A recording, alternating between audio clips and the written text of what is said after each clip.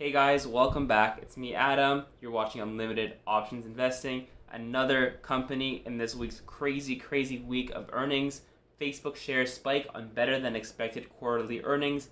Meta's earnings per share for the first quarter topped analysts' estimates. Revenue came in below expectations, as did the company's forecast for the second quarter. As of Wednesday's close, the stock was down almost 50% for the year.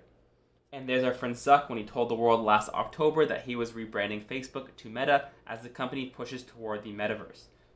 Shares of Facebook parent Meta jumped 15% in extended trading on Wednesday after the company reported earnings that topped estimates even as revenue was disappointing.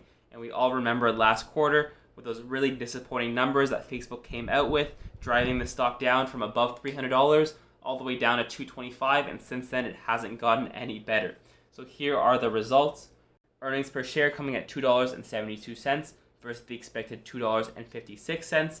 Revenue coming in at $27.91 billion versus the expected $28.2 billion, so missing on that by about $0.3 billion.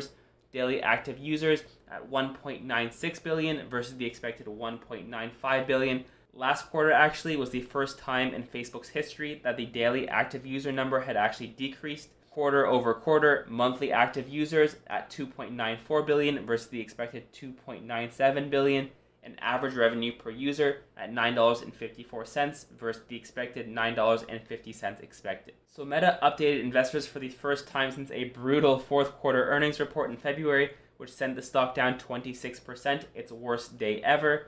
Daily active users, which declined in the fourth quarter for the first time, bounced back a bit from 1.93 billion to 1.96 billion. The after-hours rally on Wednesday still leaves the stock way down for the year. Oh yeah, as of the close, the shares had lost almost half of their value in 2022. Look here, so yeah, after hours we're up almost 20%, so that's pretty good. Although on the year to date we are down 48.32%.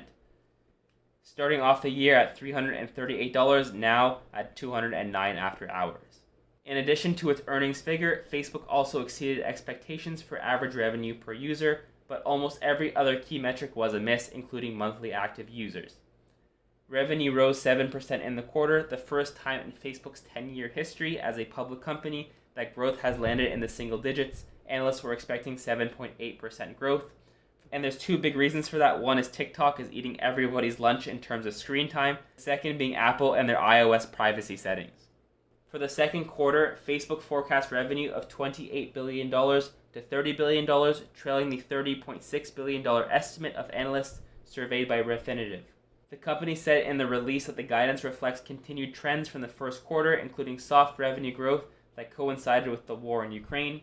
Facebook changed its name to Meta in October, as we know, and this actually ticker symbol was supposed to change to MVRS I think in December of 2021, and it still hasn't happened. It's almost May of 2022, so whatever happened to that, we'll find out eventually. Facebook's family of apps, including the core app, Instagram, and WhatsApp, accounted for 97.5% of revenue in the quarter. The remaining $695 million came from Reality Labs, the part of the company that's attempting to build products for the metaverse. In the family of apps business, net income dropped 13% from a year earlier to $11.48 billion. Reality Labs lost $2.96 billion in the period, compared with a loss of $1.83 billion in the first quarter of 2021.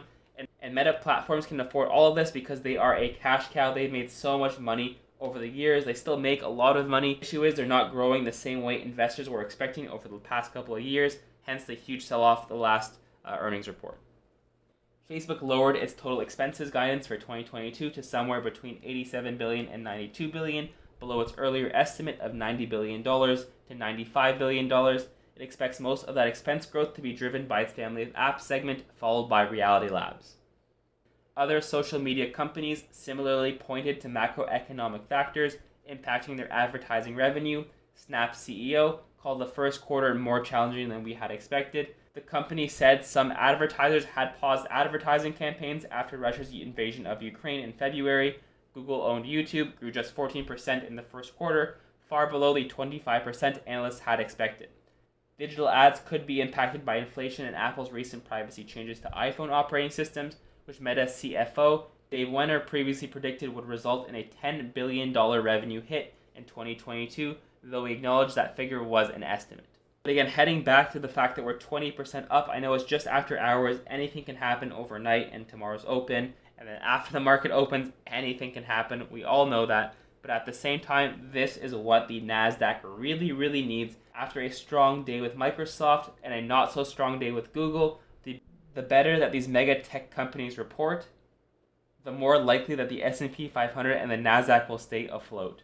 I was a big advocate for Facebook stock for the last couple of years, but after that last quarter and just seeing where the company is headed, I'm not a big fan. I do think it's a value stock, but as a growth stock, not exactly what I'm looking for anymore. We could see today's doji candle right now at 208, where we were just maybe a week ago. Right above that 20 exponential moving average, but still below the 50 exponential on the daily time frame. And again, well off our all-time high that we hit back in September of 2021. Otherwise, that's the end of my video. Thank you very much for watching. As always, let me know in the comments below, what are your thoughts on Meta Platforms? Are you a buyer of the stock? Are you not touching it? At what level does this stock interest you? Is it a stock to trade? Is it an investment? Let me know in the comments below. As always, subscribe to the channel, like the video, and check out my description below for links to my Instagram, my TikTok, and my Twitter. I will see you guys in the next video.